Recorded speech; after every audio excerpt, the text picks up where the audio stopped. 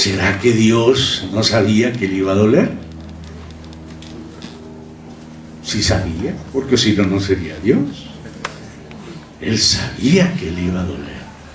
Él sabía que le traería profundo sufrimiento la creación del hombre. Entonces, ¿cuán grande es el plan de Dios? ¿Cuán grande es la gloria que Dios no se amilanó para crear al hombre? ¡Qué grande es lo que Él tiene para el hombre! Lo que Él puede hacer, lo que Él dijo, hagamos, y lo que Él está haciendo. ¡Qué grande es! Para que Dios, al pesar en la balanza de su conciencia divina, de su rectitud divina, Él haya dicho, es mejor hacer al hombre, a pesar de los que se van a perder, a pesar de las blasfemias, a pesar de los pecados más horribles, más monstruosos, a pesar de lo que el hombre va a ofender a Dios y se va a ofender a sí mismo y va a ofender a la naturaleza, si no lo hacemos, no se daría el sumo bien. Porque el sumo bien no se va a dar con cosas, se va a dar con personas libres, con personas responsables, con personas que le van a decir a Dios, amén. Y con personas que al fin permitirán que Dios tenga lo que más desea en su corazón. Y Dios, que sabe hacer lo bueno, escogió crear al hombre. Hermanos, hay muchas implicaciones en esto. Porque Dios no es hombre. Dios es Dios. Dios no muere. Dice, Dios no es hombre para que se arrepienta.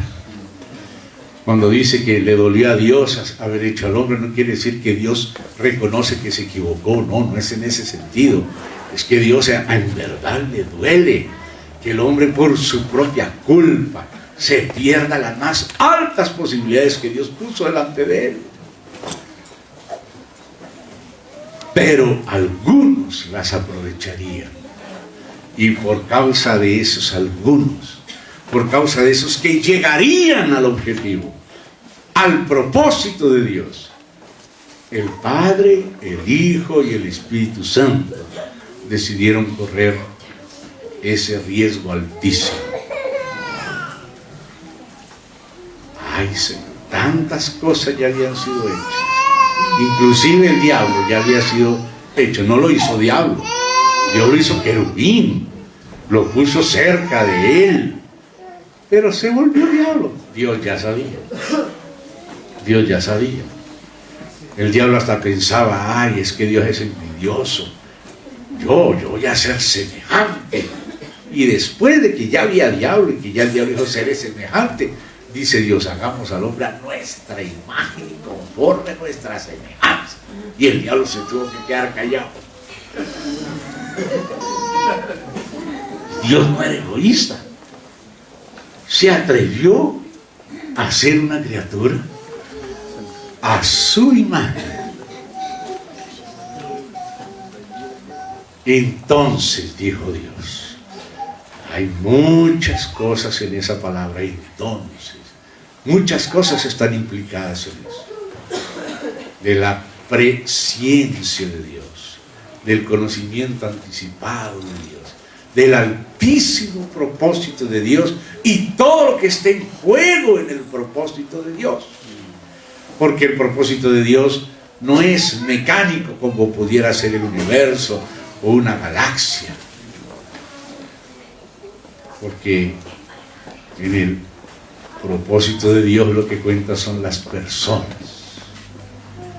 Personas que tienen que tomar una decisión.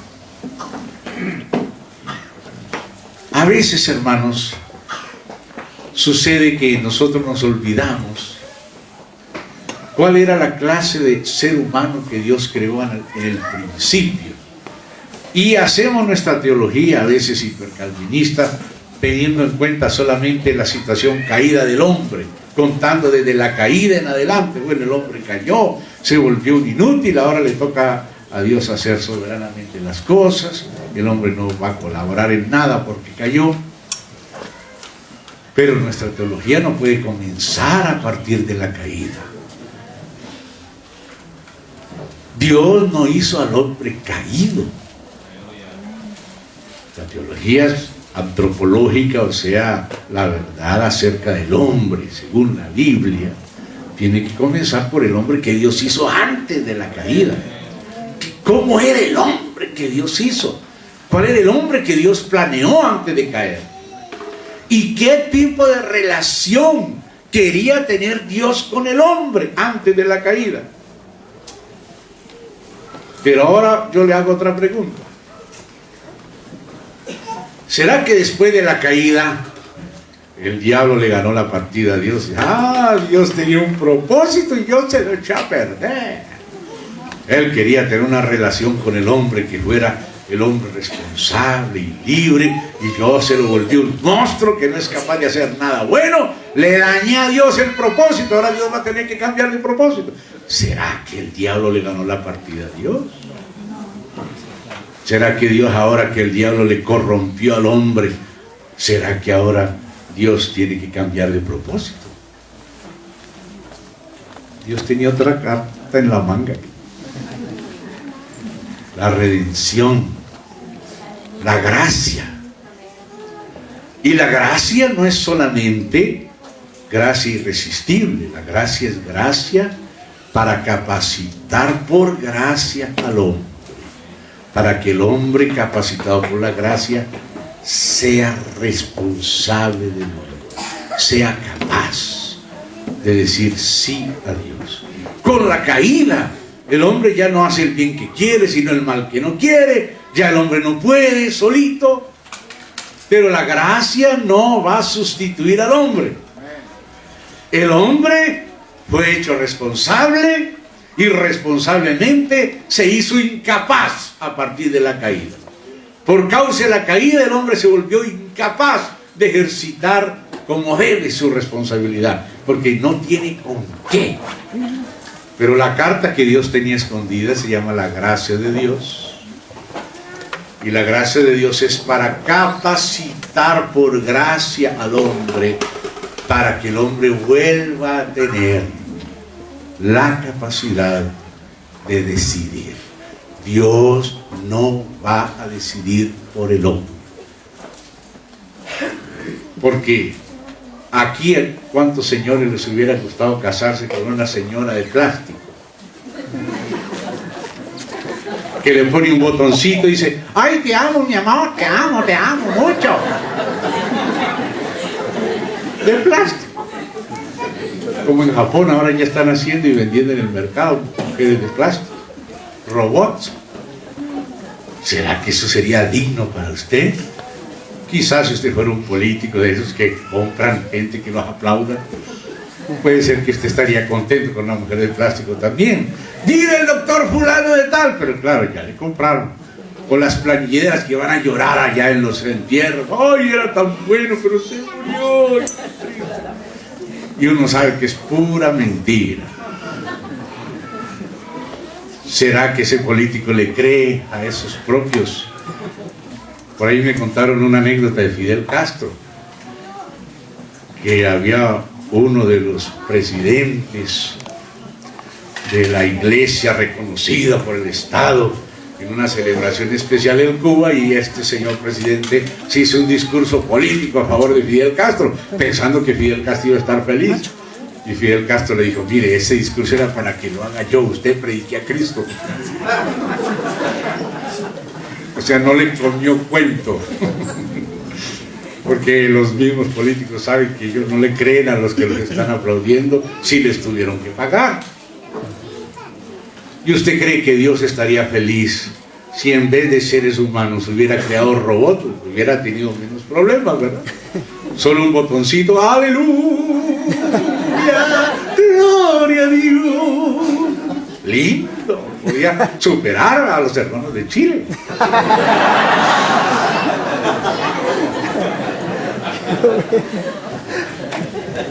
Pero con un botón. ¿Usted cree que Dios estaría contento si Él tuviera que en vez de tener relación con el ser humano, tuviera que tener relación con robots. Por eso, cuando va a haber un casamiento, tiene que haber un común acuerdo. Si el novio le propone a la novia que se casen, o que sea su novia la chica, y después que se casen, él no puede agarrar un garrote, darle un garrotazo y llevarse la arrastrada para la cueva al estilo cavernícola. Eso no es digno, ¿verdad? Ella tiene que decir quiero, y él también tiene que querer, y los dos concuerdan en casarse, ¿verdad?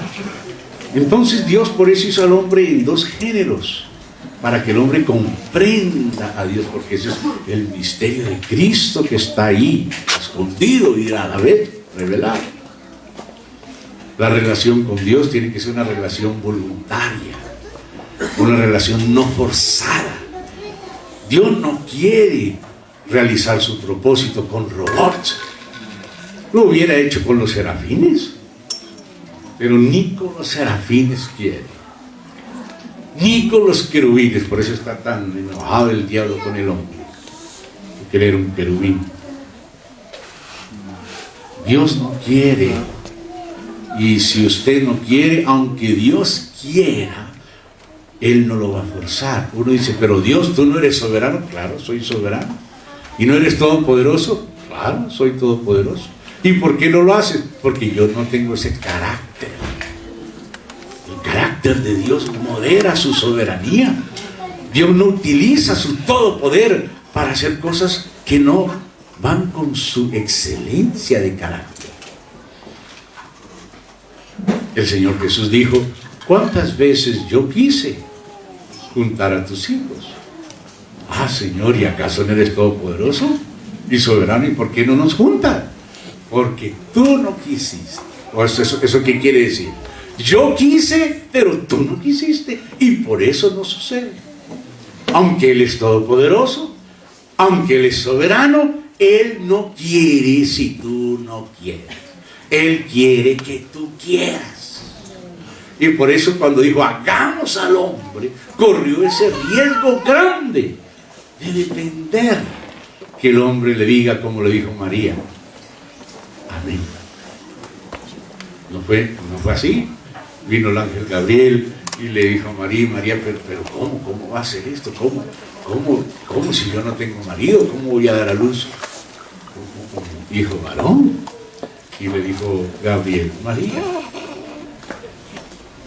el poder del Altísimo te cubrirá. Es Dios el que va a hacer esto. Tú no eres capaz de hacer nada. Pero solamente tú tienes que decir, sea hecho conmigo, conforme tu palabra. Porque Dios podría violarte, pero Dios no es violador. Dios es todopoderoso y es soberano, pero su carácter no le permite violar. Dios no es violador. Si tú no quieres, aunque Dios quiera, no va a ser hecho. Pero si quieres, te toca a ti tomar la decisión. Entonces dijo María, hágase en mí según tu palabra. Y eso es lo que la iglesia, los escogidos, el remanente, le tiene que decir a Dios, Señor, hágase en mí tu propósito según tu palabra. Y se lo tiene que decir cada día. Tiene que convencer a Dios. ¿Saben qué dice el amado a la amada en el Cantar de los Cantares? Ustedes seguramente se acordarán de ese versículo. No es la amada, es el amado el que le dice a ella, aparta tus ojos de mí, porque ellos me vencieron. Él dice que ella lo venció con su mirada. O sea que la amada tiene que vencer al amado. Decirle, Señor, yo quiero. Y insistir, yo quiero. Y yo quiero lo que tú quieres. ¿Cuántas veces yo quise, pero tú no quisiste? Así no se puede hacer nada. Todos los hombres, Dios quiere que sean salvos. Y Él es todopoderoso. Y Él es soberano. ¿Por qué no se salva? Porque Él quiere que ellos también quieran. Y si ellos no quieren, aunque Dios quiera, Dios voluntaria, soberanamente, se somete a la restricción.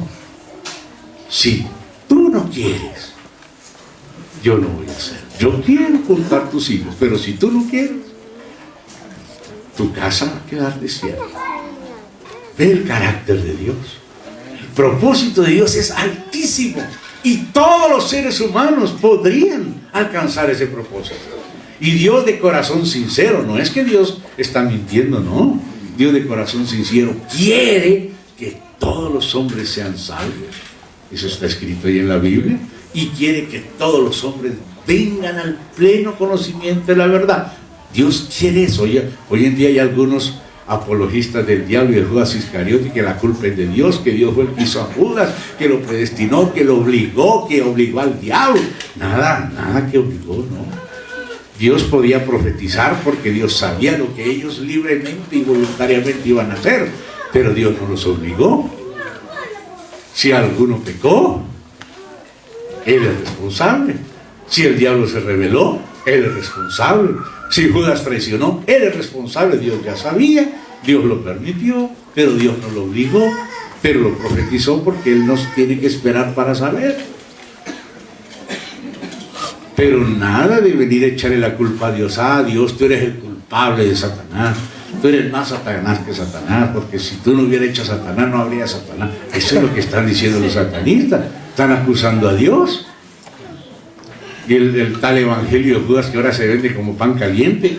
Casi la gente no lee la Biblia, pero el evangelio de Judas por ahí de los gnósticos, que es un invento que ni siquiera fue de Judas, pero que tratan de justificar a Judas Iscariote, se está vendiendo en las librerías. Todo tratando de echarle la culpa a Dios. El diablo siempre le echa la culpa a Dios. Con que Dios te ha dicho, no, sabe Dios que el día que comieres seréis como Dios. Ese es el diablo. Siempre es así, echándole la culpa a Dios. Pero Cristo muestra que Dios es fiel y verdadero. Y el Espíritu Santo también. Cristo es el testigo fiel y verdadero de Dios. Y el Espíritu Santo glorifica a Cristo. Y la sabiduría de Dios es justificada por sus hijos, dice la Escritura. Le dan la razón a Dios en medio de millones de voces en contrario, gritando cosas. Los hijos de Dios glorifican a Dios. Entonces, hermanos, cuando Dios dijo, hagamos, esa fue una decisión altísima. Solo después de esto Dios quedó tranquilo. Ahora sí descansó. Mientras tanto, Dios no descansaba, porque Dios hace siempre lo mejor. Y lo último que Dios hizo, lo que completa, es lo que Él inició cuando hizo al hombre. Claro que la hechura del hombre es apenas el inicio. Cuando Dios dijo hagamos, eso implica muchas cosas. Hagamos, ahí habla en plural. Ahí está el Padre comprometido en esto, está el Hijo comprometido en esto, está el Espíritu Santo comprometido en esto. La Trinidad se impuso una meta, se impuso una tarea. El Padre, el Hijo y el Espíritu Santo dijeron, hagamos al hombre a nuestra imagen, conforme a nuestras semejanzas, y señoree, etcétera, etcétera. Esa fue algo que se propuso el Padre. Ahora, pongan atención a eso. No vamos a leer mal la Biblia. Dios no dijo, hagamos un hombre, vamos a hacer el primero. A ver, ¿cómo nos va? Vamos a hacer al marido de la Eva, al Adán. Y si falla, pues dejamos por ahí. ¿Será que Dios necesita hacer planes pilotos? Nosotros los hombres sí, hacemos intentos y probamos por acá, y si nos falla, bueno, hacemos otra cosa, y si no podemos vender Coca-Cola, vendemos Pepsi-Cola y así. Pero Dios no es así. Cuando Dios dijo, hagamos, hermano, lo que Él dijo, hagamos, Debemos comprenderlo. Lo que el Padre, el Hijo y el Espíritu Santo dijeron, hagamos, es altísimo, altísimo. Y cuando Él hizo a Adán y a Eva, apenas comenzó a hacer. Comenzó. Pero todavía con Adán y Eva no se concretó todo lo que Él dijo, hagamos. Señoré sobre el... No, ahí ellos pecaron, no comieron del árbol de la vida, la naturaleza humana quedó vendida al poder del pecado, y Dios, que en cuanto a obra de creación ya había descansado, tuvo que hacer otro trabajo de redención. Por eso el Señor Jesús dijo, mi Padre hasta ahora trabaja y yo trabajo. Es el nuevo trabajo de Dios, es el de la redención. Ahora, ¿por qué Dios se embarcó en otro trabajo si en cuanto al trabajo de la redención, de la creación, Él ya había descansado? ¿Por qué tuvo que haber una manga carta en la manga de Dios, el nuevo trabajo de redención? Porque lo que ellos habían dicho, hagamos al hombre, todavía no había sido cumplido. Comenzó el hombre, fue puesto en prueba, y ya el primero se le torció. Dios sabía que se le iba a torcer, pero Dios sabía también lo que estaba haciendo. Dios sabía por qué lo iba a permitir.